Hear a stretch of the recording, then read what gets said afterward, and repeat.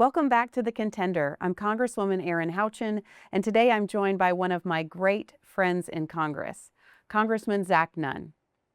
Zach and I both represent Midwestern districts, and we work very closely together on a number of issues impacting families, farmers, and the communities we represent back home. Today, we're going to cover a wide range of topics from law enforcement and foster youth to agriculture and energy policy. Congressman, welcome to The Contender. Erin, thank you so much, and thank you for your leadership. Coming in together has been a real privilege, and you have just been such a partner, I think, for all of us here in Congress, and giving voice to issues that are important to districts like mine and yours. I appreciate it. Well, your leadership here has really been phenomenal on behalf of your home state of Iowa.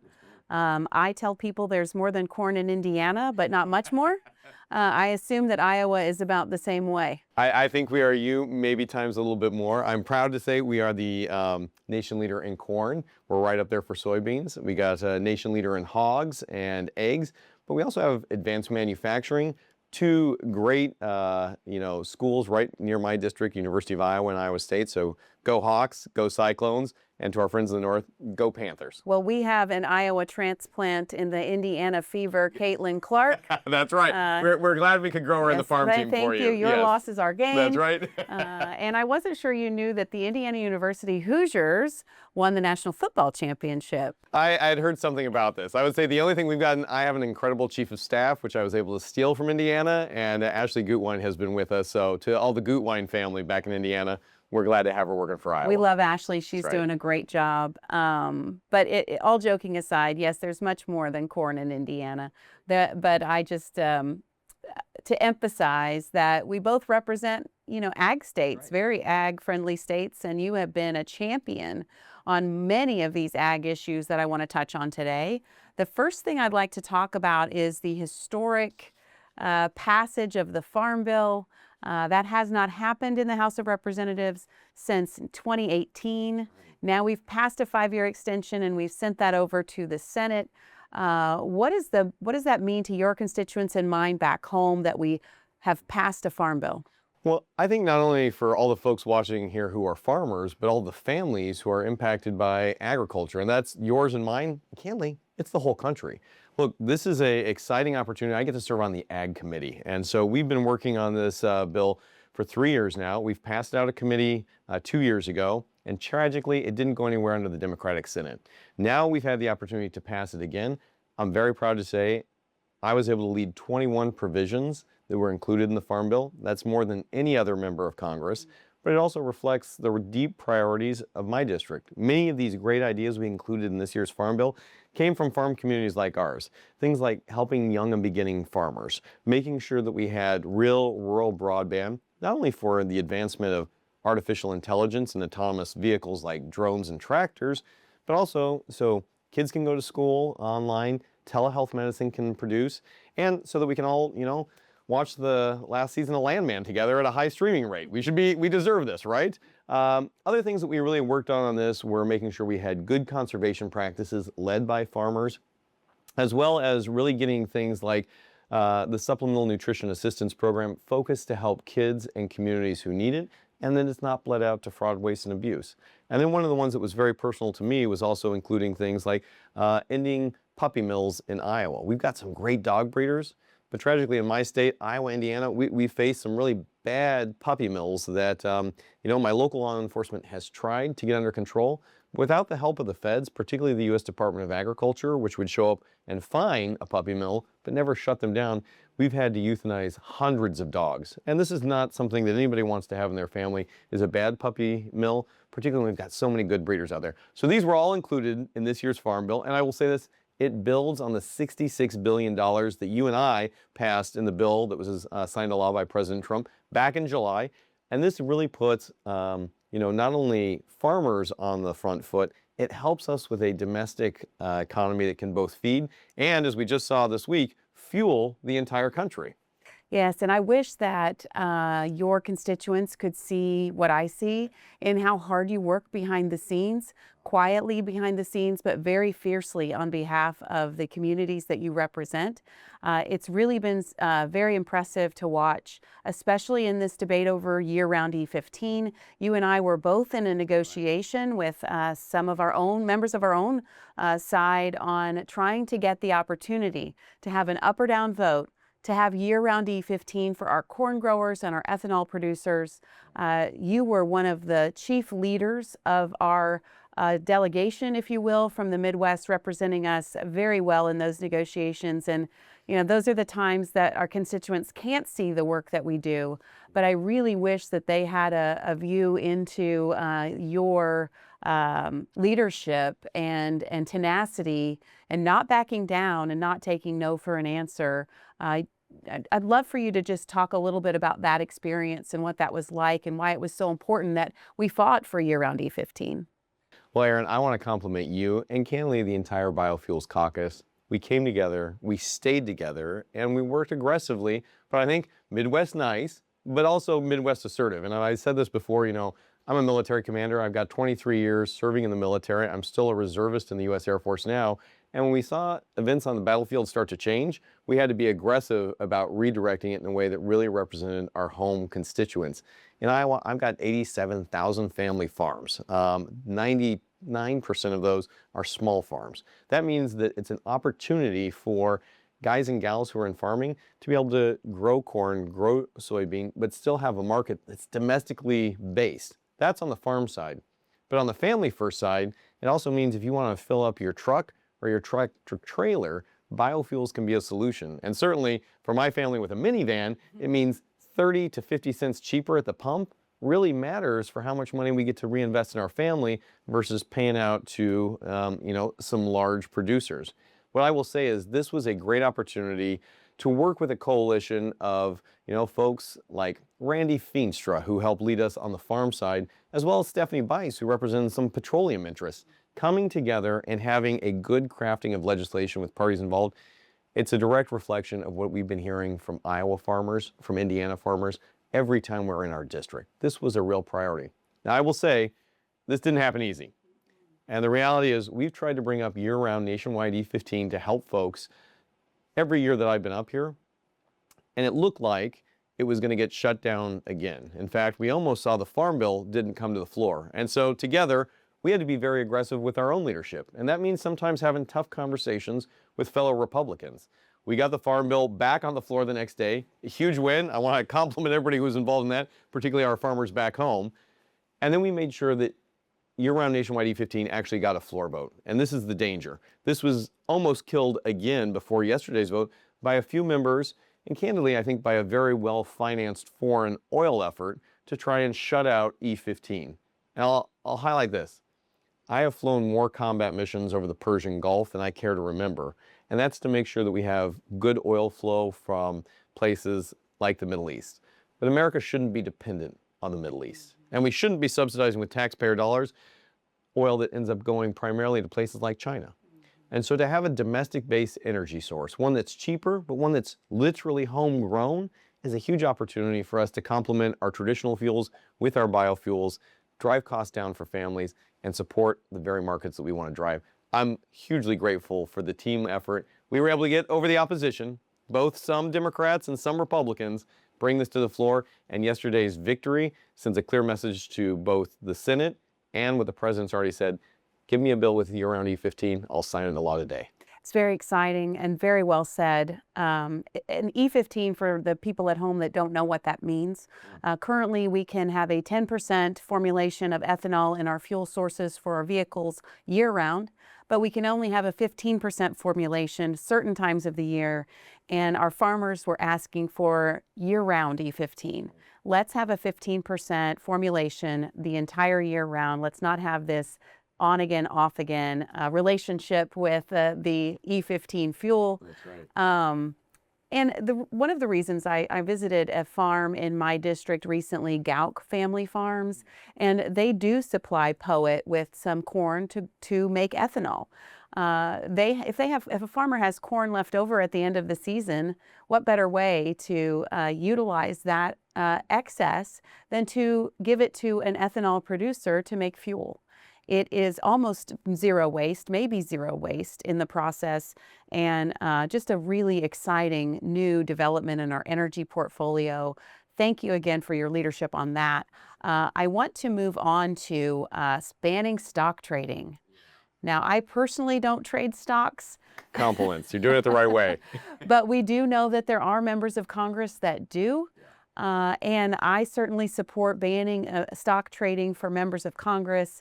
What does that bill do that you've been working on, and why should constituents back home, and I know they care about this issue, but for those who may be less familiar, why is it so important?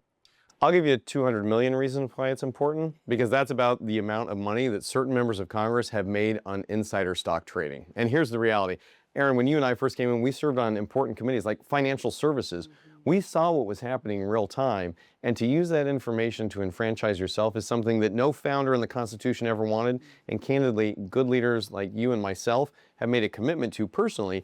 I don't trade stocks. In fact, the very few amount of, I think, stock I had before I came into Congress, we got rid of. I think it's important that folks back home not only trust us, but know that we're acting in our oversight role to do what's best for the country, not what might get us a tick ahead in our own financial portfolio. And the information that we have access to is often pre-information that members who may want to profit from that knowledge currently have the opportunity to do. That's right. The only thing they have to do is make a report, which even now they're not making. That's right. Most of these reports on what they traded and why. And if they don't file the report, there's a fine. Yeah. But the fine is nothing in comparison to the $200 million in profits. Yeah. So I applaud you for bringing this forward. I'm a supporter of banning stock trading. I think we should get this done. I know the American people are with us on this issue. It just shouldn't happen, and it's unfortunate that we have to pass a law, but those are the circumstances that we're in today. That's right. And Erin, I want to compliment you on this, because one, not only does it restore trust in D.C., but it showcases that there are a lot of good members of Congress who are not doing this. We shouldn't let the Nancy Pelosi's of the world define who all of us are. We're trying to take care of our families, but we're not getting rich doing this. Let's hold Congress accountable the same way we would anyone else. Absolutely. So I want to switch gears a little bit. Yeah. If you could talk just briefly about your experience, your journey to Congress. I know you're a military veteran. Thank you for your service. Very impressive background and experience that you bring to Congress. You're also a father. And so if we could talk just a little bit about your background, and then I want to shift gears to talk about foster care. So I think this is where foster care and our family are intertwined. I think the most important title I will ever get to have is dad, husband, colonel in the Air Force, and then maybe my part-time hustle here, trying to be in Congress and do the best I can for my district back home. We came out of this with a career of service in the military. My wonderful wife and I knew each other back in high school. I was on the gridiron every Friday night. Erin, just running up and down that field. What position? Marching band. So yeah, it was very, very important going through. Hey, I was in the marching band. Right, exactly. Hey, high five on high that, five. right? We were in the we That's were right. we were band That's right. nerds. Fighting on the field. No, well, we when you're were- a French horn player, you're I definitely was a a band French nerd. horn player. Double high fives. Oh my gosh, this is incredible. How are we today I years know. old and Well, we just learned this? This is why I think you'll appreciate it took my wife 13 years to say yes to our first date. So eventually I was able to take her on that date. I deployed many times, and coming back home, we started our family together. And at that point I decided, what's a career of service after serving both in the military, and then I served for about a decade in the intelligence community overseas. And so coming back home for us was really a call to how can we help the guys and gals who helped raise us as we started raising our little kiddos. So like you, we both got to serve in the state legislature together. I was the whip, judiciary chair, went on to the Senate. We flipped a blue seat red. We took a Senate seat that had been for 4 decades blue and turned it red. And really, I think by pragmatic solutions and working hard, and that gave us the excitement to, run for Congress. We've now got 6 kiddos, and you know, our two youngest are adopted, and they've been with us from foster to adoption, and it's given us a real passion here to work for families and do a lot of the things that we're working together on legislation to help other people have families. That's amazing. We we co-chair the Foster Care Caucus, along with some Democrats. It's bipartisan. And I came from a background of working in child services, so I have a passion for foster youth as well. I often, when I meet with former foster youth, tell them that I feel like they are my kids, because you just want the best for them. You've recently worked on legislation, and we've worked on some legislation together. Talk to us about the latest things that you're working on to help foster youth and to help improve our foster care system. Well, Erin, I want to thank you for being part of the Foster Caucus. This has become a really good and dynamic team of Republicans and Democrats working on issues that I think matter to families. Our most recent bill that we've worked on with Don Bacon out of Nebraska, as well as Gwen, our Democratic sponsor on this, has been to keep siblings together. We recognize how hard it is when you've got, like in our case, two little sisters who are going to be separated and trying to find a home where they can stay together. And sometimes there's larger families involved in this, but as much as possible, trying to keep that core nexus of siblings together has a lifelong success rate. And we just want to help incentivize, but also make it easier.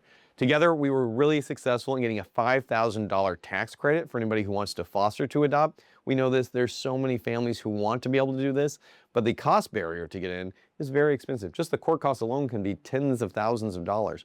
This is a good first step for that. It's really exciting. I've got a bill, foster care through age 21.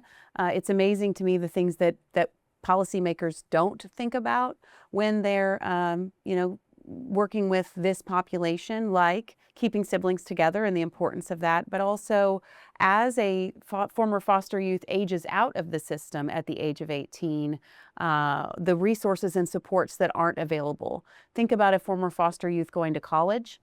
Where do they go during summer breaks and winter breaks when they have no family to go home to? Exactly. So we're incentivizing continuing foster care services for those youth that want to engage in that through the age of 21. Indiana has done that. Many states have done it, but there are 28 states that still turn the, you know, kind of push them out the door at the age of 18. My own kids are 22, 20, and 17, and I cannot imagine them just being on their own. Doing their laundry all summer. Without that level of support. Well, if I could get them to do their laundry, it would be amazing. No, they do. They do their laundry, and they will be mad at me for saying that they don't. No, you got some great kiddos. Well, thank you so much. I have a final question for you. Many of our listeners and viewers know the story of our family motto: contend, work hard, have fun. And why? You know, my husband and I talk to the kids about contending in everything that they do in their lives, whether that's for their faith or for our family or for their work life or for things that are important in the community. That's the way that we serve. And so the last question I always ask is, who has been a contender in your life that sets that example for others to follow? Well, I think you nailed it on the head, and I like this contend theme that you and your family, the Houchin crew, have been able to put forward. On Team Nunn here, one of the things that inspires all of us is our family itself. And so if it's all right, I'd like to bring on one of my contenders. I have our youngest here. She's 5 years old. Her name, Aaliyah, come on up here. Every night before bed, we do our prayers. And Aaliyah, what's one of the things we do that is our favorite contender for what we like about our days? Do you remember what we call it? Yes, you do. Is it something we loved about today and something we're going to work on for tomorrow, huh? What was your favorite part about yesterday? Going to the Cheesecake Factory. Oh, wow. I love the Cheesecake Factory. What kind did you get cheesecake? No? Well, you're going to have to remedy that. That's right. Is there anything else you liked about yesterday? Okay. What's something we said we were going to work on? Do you want me to go first? You did really good at prayer time last night. I said, my favorite part about yesterday was getting to spend time with you. Your lobbying effort on the floor to get E15 through. That was amazing. Very good. You were instrumental in that. You really were. We got the bill passed. And you did such a good job flying out here on the plane, because it's kind of scary, isn't it? And I'm going to work on, and she helped me with this, getting off of my phone when we're having a conversation. I thought that was a good one. That's very good. Well, I'm very proud of you. Can you give Ms. Houchin a high five? There we go. Maybe you'll play the French horn too. Well, wouldn't be too bad. Is there anything you want to say? Okay. Thanks for joining Thanks, girl. us. I appreciate it. So Aaliyah here is our youngest, and she came out of a tough sibling situation. But she has done so well and is amazing in school and is just a really talented young lady. And she's a good inspiration to her sisters, all 5 of them, her brother, who's her best buddy, and our family cat. You have a cat? I do too. What's her name or his name? Ruth and Pearl. Ruth and Pearl. Ruth and Pearl? I love it. My cat is Serafina. And she's very fat. Don't tell her I said that. That's right. But she that's is. She needs to lose some weight. Thank you so much. It's a pleasure to meet you. What do we say to Ms. Houchin? Thank you. Thank you. Thank you. Thanks, Erin. Zach, thank you so much for joining us today and for your leadership on these important issues. Thanks to all of our listeners for tuning in to another episode. Don't forget to subscribe, share the podcast, and stay inspired to contend, work hard, and have fun. Thanks again for joining us. We'll see you next time.